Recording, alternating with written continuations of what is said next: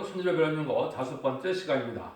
오늘 에스겔 변론을 통하여 하나님의 절대적인 주권에 대해서 1장과 9장까지를 통하여 내 생물과 파수꾼과 사명자에 대해서 심판의 시작에 대해서 살육하는 기계에 대해서 서기관에 대해서 변론해 보도록 하겠습니다. 에스겔이라는 것은 뜻 자체가 하나님이 강하게 하신다 이렇게 말씀하신 뜻인데요. 이것은 모든 예언의 말씀을 성취시키는 인간 종말에 하나님이 쓰실 종들을 강하게 하시고 신과 같이 쓰일 수 있는 종들을 일으켜서 세상을 심판하고 에덴 동산을 회복시킨다는 그 말씀을 얘기를 하신 건데요. 그래서 하나님이 이제는 이 세상의 모든 믿는 자들에게 이제 하나님의 자녀이 되는 권세를 지금까지는 성령을 받아 충성받음으로 주셨지만은 이제는 택한 종을 일으키고 해요. 충성과 지시를 다하는 종들에게는 인을 쳐서 하나님의 이제 군대가 되고 이제는 백마탄 군대가 되어서 최종 마귀 세력을 이기게 하소 에덴동을 회복시켜서 새시대 축복을 주신다는 말씀인데요. 여러분이 아시는 것처럼 37장에서 보면 마른 뼈들이 나중에 아무 소망이 없지만은 그들이 큰 군대를 이루었다 그랬거든요.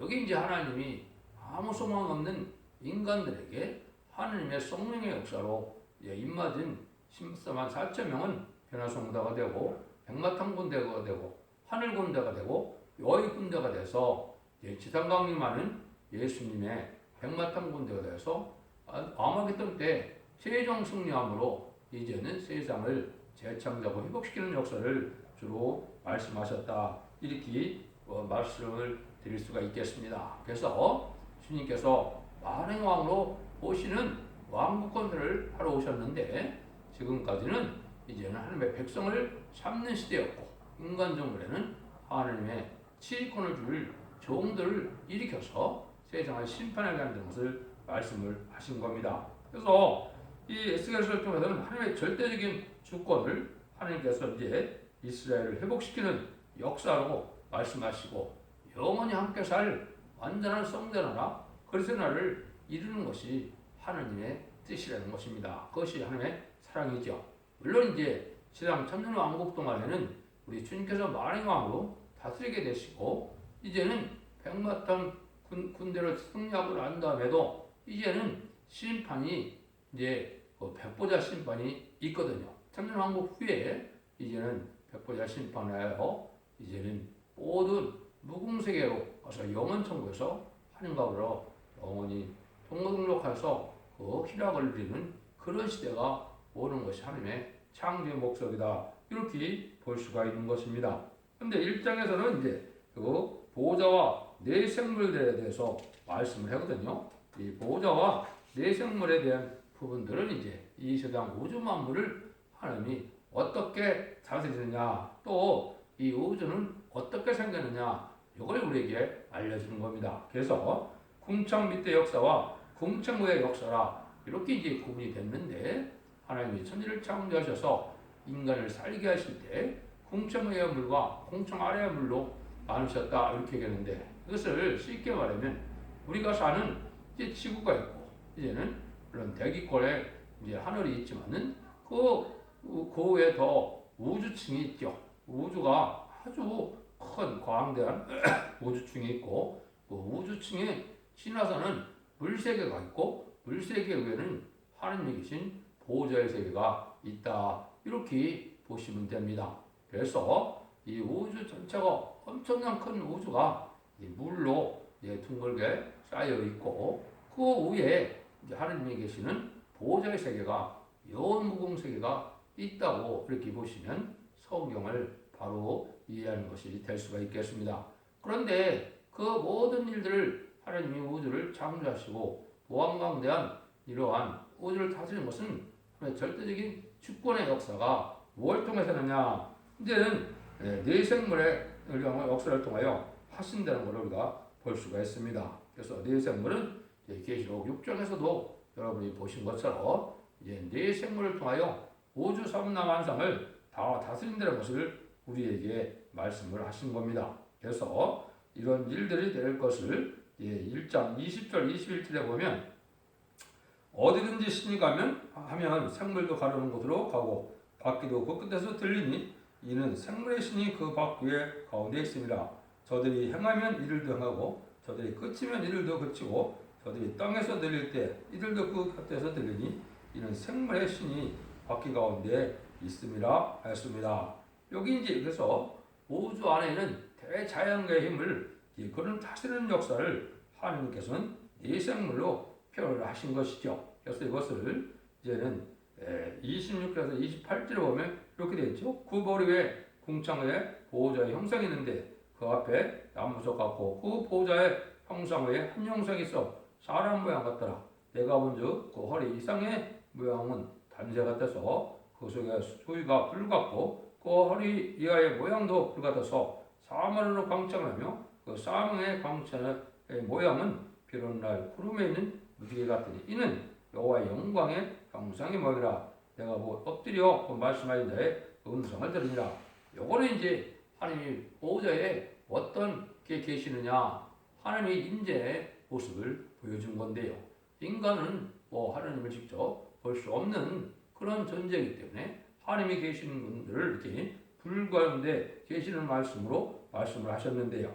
이것이 이제는 하나님이고 그 밑에서는 이제는 뭐로 이제 움직이느냐, 그거를 이제 우리에게 알려준 것이죠. 그래서 계시록 4장을 보면 아주 쉽게 얘기를 했죠.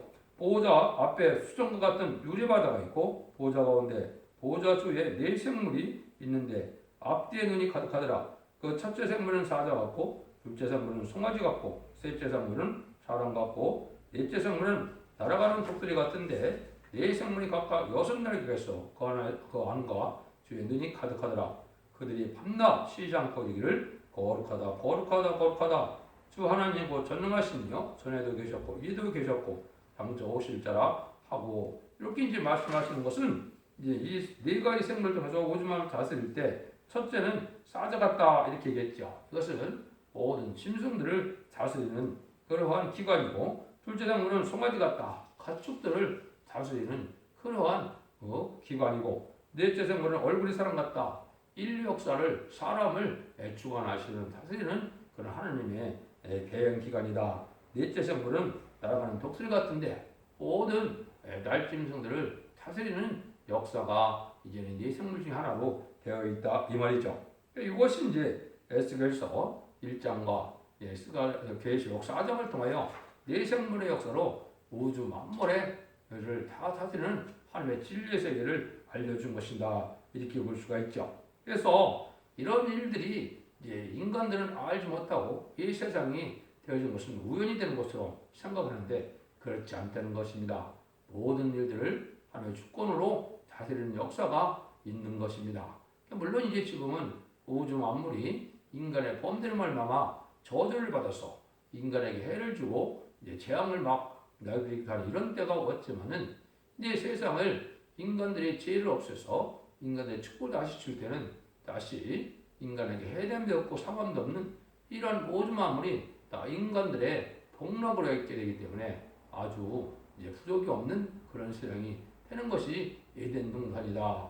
그러니까 죄 때문에 사망이 왔고 죄 때문에 저주가 왔다면 죄를 없애고 난 다음에는 다시 죄의 그 원조가 되는 마귀 세력 자체가 없어지기 때문에 부족에 갖추기 때문에 죄 없는 아름다운 세상을 이루는 것이 하나님의 뜻이다. 이걸 이제 우리에게 알려준 것이죠. 그래서 여기서가 하나님의 모양을 가지고 이제 우리는 이 세상에 하시는 일을 가르쳐 준 거나 이렇게 볼 수가 있는데, 그거는 이제 계시록에서도 마찬가지고 계시록 4장에서도 마찬가지고 역사도 마찬가지고 하나님의 역사는 이제는 그냥 인간이 볼 수 있는 것이 아니기 때문에 이 보석의 색깔로 하나님의 역사를 보여준 것입니다. 거기에 남보석 같다 이런 말씀하신 거는 이게는 얼마든지 살려주는 생명의 은혜 역사를 뜻했고, 또 불 같다 이렇게 해서 홍보석 같다 이런 말씀은 이제는 하나님이 불의 역사로 진리의 심판의 역사로 세상을 다스리는 사랑과 공의하는 힘을 알려주는 것입니다. 그 다음에는 여기에 무지개 같은 구름 위에 있는 무지개 같은 광채가 있다는 것은 하나님은 모든 일을 하시되 진리의 법을 통하여 언약의 말씀을 통하여 역사하신다는 그걸 보여준 것이죠. 그래서 하나님은 진리의 하나님, 법의 하나님, 사랑의 하나님, 공의 하나님 이런 모습을 인간들에게 알려주는 것이 하나님의 형체의 모습이다. 이걸 우리에게 알려주는 겁니다. 이래서 우주 만물을 다스리는 일이 있는데 그래서 궁창의 아래 위의 일과 궁창 아래를 모른다면 어리석은 거와 마찬가지다 이 말이죠. 땅에 있는 그것만 생각한다면 공중에서 이루어지는 일을 알지 못하는 그러한 짐승과도 똑같다 이렇게 볼 수가 있는 것이요. 땅에 떨어진 열매만 주워 먹는데 땅에 떨어진 열매만 생각한다면 또 땅 위에서 이루어지는 열매가 이루어지는 역사를 알지 못하는 짐승과 똑같은 일이 벌어지는 것이죠. 그래서 이 우주 만물은 하나님의 절대적인 주권 아래 다 움직여지고 우주 3대만상을 다스리는 역사가 하늘로부터 이루어진다는 것을 알려준 겁니다. 그래서 하나님과 보좌의 세계를 알려주고 하나님이 어떻게 해서 이 세상을 또 다스리게 되느냐 진노의 역사와 이제 그 긍휼의 구원의 역사가 있다는 사실을 말씀드리고 이제는 언약의 말씀대로 다 이루어지는 하나님의 진리의 풀변의 진리의 말씀의 역사를 또 말씀하신 것이다. 2장에서는 이제 선지자로 세우는 것을 말씀하시죠. 뭐라고 합니까? 그가 내게 이르되 인자야 일어나라 내가 내게 말하리라 하시며 말씀하실 때 그것이 내게 임하사 나를 일으켜 세우기로 내가 말씀하시는 자의 소리를 들으시고 내가 이르되 인자야 내가 너를 이스라엘 자손 곧 택한 백성 나를 배반하는 자들에게 보내노라 그들과 그 열조가 내게 보험되어 오늘까지 이르렀나니 이렇게 해서 이제 선지자로 세우는 것을 볼 수가 있는데 모든 선지자는 제가 뭐라고 그랬습니까?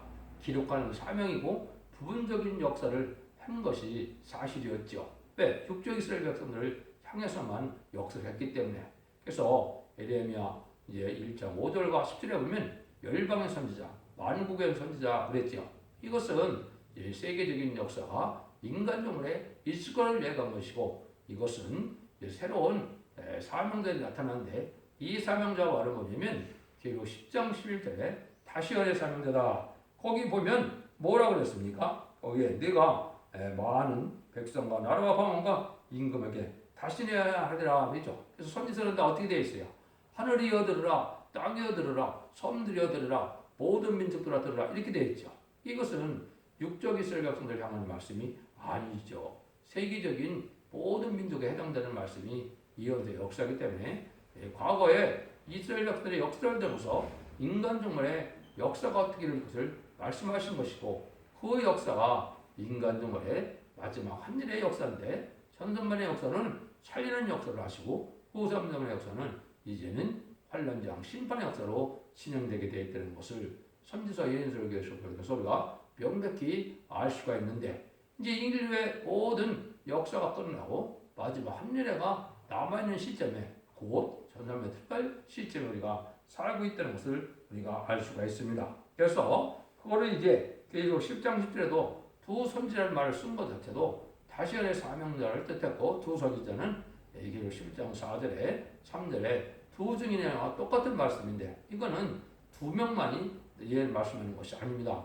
변호성도 전체에 이제 대표적인 사람을 얘기한 것이고 그건 10장 전체의 사람의 사명을 다 말씀하신 것이다. 근데 그 두 중에 두 선지라는 것은 그 신분이 예언서를 다시 예언해야 되기 때문에 그 선지자라 이렇게 표현이 되어 있고 그 선지서 내용은 이사야부터 말라기까지 17권의 선지서나 또 계시나 다 다시 이 시대에 맞게 전해서 하나님은 변론을 통하여 변론대로 심판하고 변론대로 구원을 내리시고 변론대로 축복을 주시고 변론대로 이제 복을 내리는 그것을 말씀하는 것이 선지서의 말씀이다. 이렇게 되어 있다고 그랬습니다. 그래서 이제 3장에서는 이제 파수꾼의 사명과 책임에 대해서 말씀하시죠. 이건 너무나 이제 우리가 많이 듣는 말씀인데 이 선지자로 이룬 자에게는 이제는 전할 책임이 있고 또 선지자 전할 책임을 들어야 될 의미가 인간들에게 있는 것이죠. 그래서 안전해서 복을 못 받으면 선지자가 이제 하나님의 책임을 묻겠다. 또 선지자가 다 전하는 것 듣지 않는 것은 듣지 않는 자들에게 이제 심판을 하신다. 요 말씀이죠.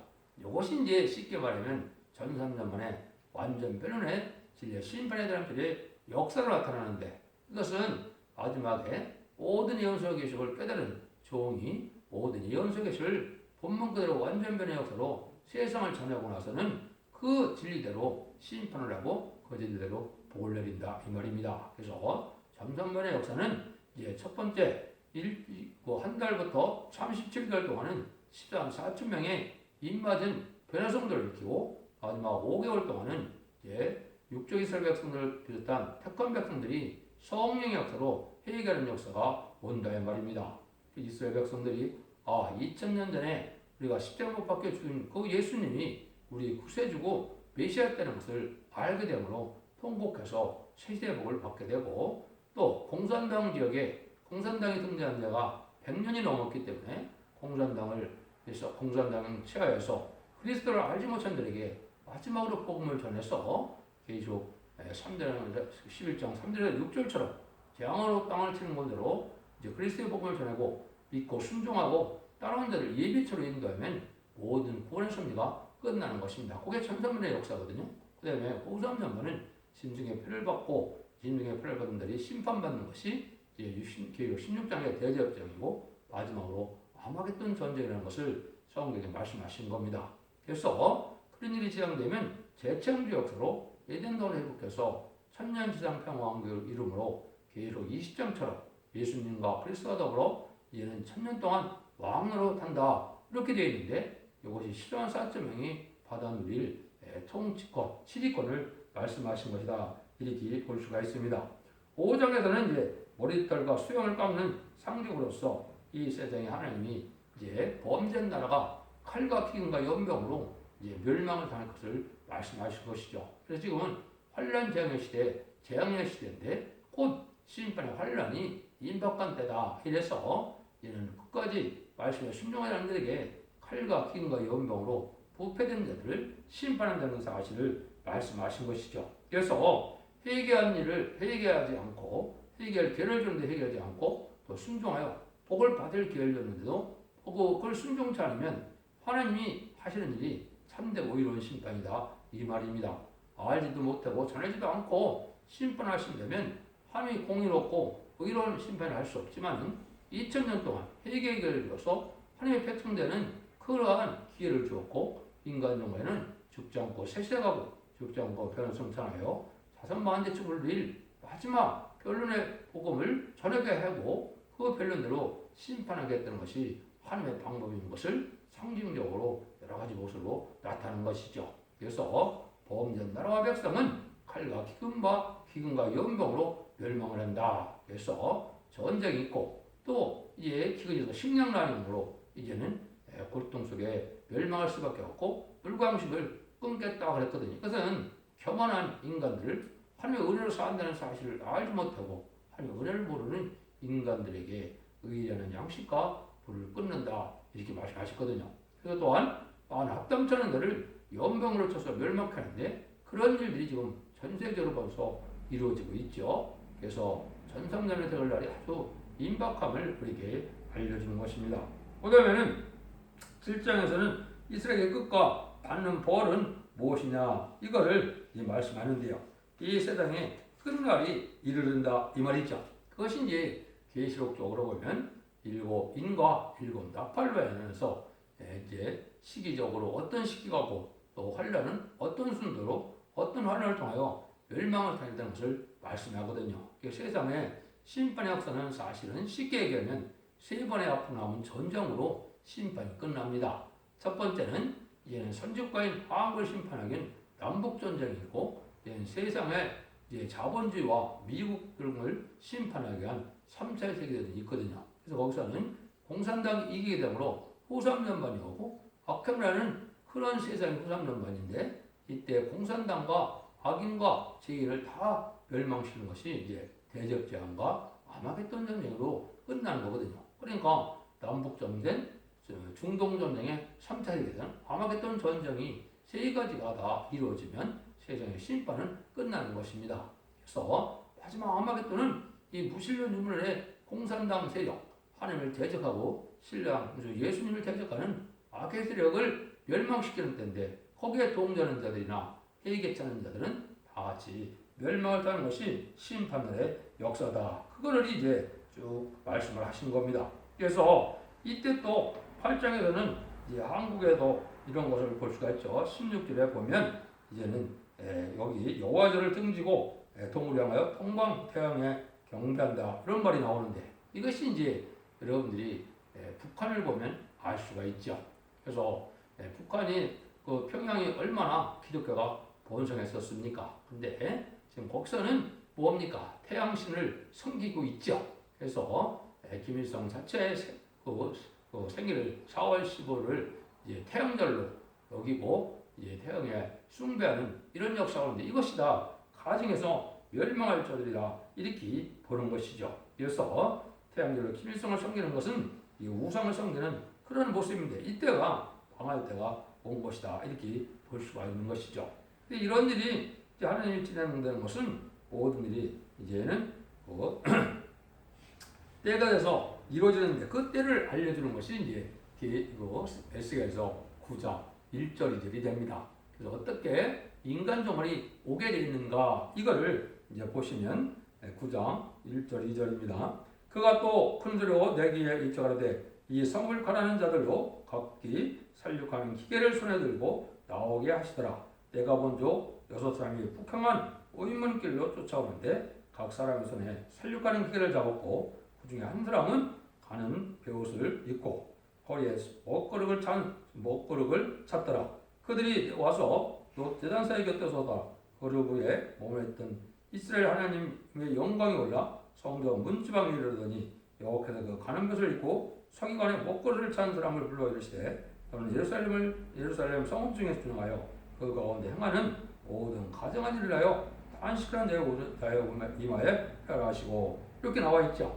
여기 이제 인간 종말이 되면 6사람이 등장하는 걸로 말씀하셨죠. 첫 번째, 5사람은 이제는 살육하는 기계다. 이건 이제 5대 강국을 얘기한 겁니다.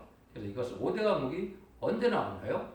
1948년 10월달에 유엔 안전보장 이사회가 상임위 5개국으로 나왔죠. 근데 살육하는 기계는 뭡니까? 2차 세계대전 이후에 보면 이 5나라가 대부분 핵무기를 대부분 가지고 있죠. 전 세계의 절대적인 대부분은 이 5나라가 가지고 있는데 이것이 바로 살육하는 기계다. 이것은 심판 때 사용하는 마지막 기계인데 이제 아마겟돈 때 마지막으로 이제 핵무기가 쓰임받는 걸 뜻했는데 이때 이제 한 사람이 등장을 했죠. 거기에서 목걸이를 찬 서기관이다 그랬습니다.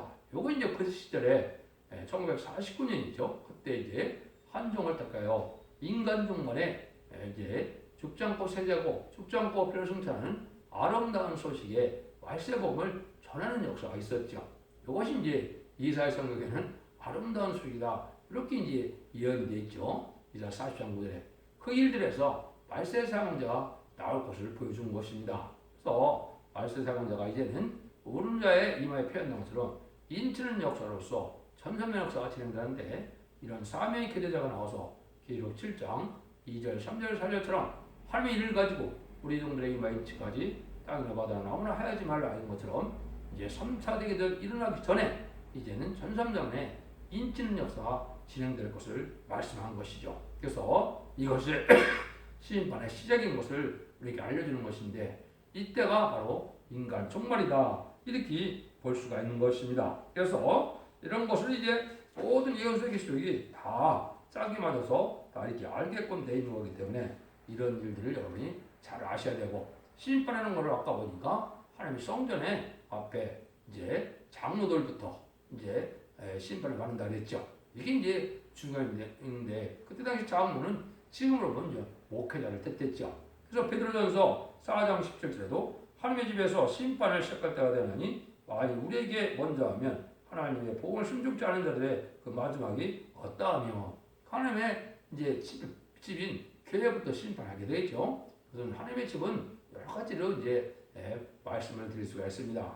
이제 하나님을 섬기는 교회로 볼 수가 있고 또 하나님이 선지국가의 것을 먼저이기 때문에 선지국가는 한국을 뜰 수도 있고 또 한국에서는 이제 특히 또 말씀을 전하는 그 교회가 하나님의 집일 수가 있고 이렇게 이제 보는데 다 하나님의 말씀대로 심판을 받게 되는 역사가 오게 된다. 이렇게 볼 수가 있죠. 이런 시작이 이제 이사야 66장 6절에는 호난 소리가 성부서부터 오며 목소리가 정전에서부터 들리니 이는 여호와께서 그 대적에 보응하는 목소리로다 그랬죠. 이거는 세긴 사명에 나오는 제단에서 하나님의 진리의 싸움으로 용계 싸움으로 쫓겨남을 당해야 되는데 그 제단이 먼저 심판을 받는 소리, 곡소리가 들리게 된다 이 말입니다. 그래서 진리의 심판의 역사가 이렇게 임할 것을 말씀하신 것이죠. 이것들을 이제 여러 가지로 말씀하는데 인간 동말에 이사야 41장 10절 15절에 보면 이가 날카로운 새 다잡기를 개를 쌓는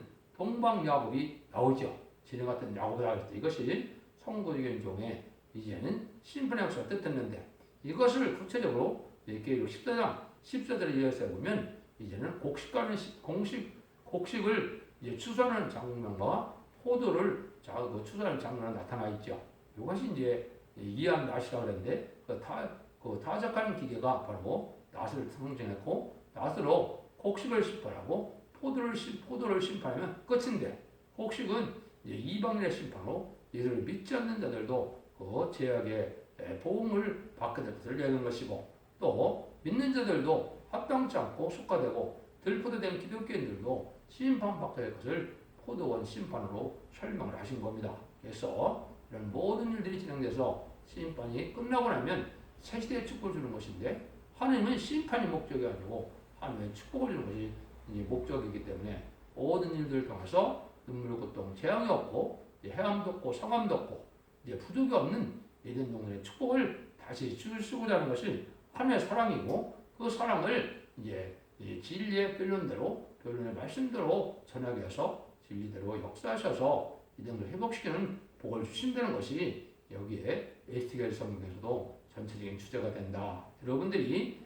이 변론의 말씀을 잘 듣고 순종하여 진리에 대한 순종함으로 이제는 환란과 재앙과 상관이 없이 다소 마흔대 축복을 누리는 복된 종들과 성령들이 다 되시기를 예수님으로 간절히 축원드립니다. 아멘.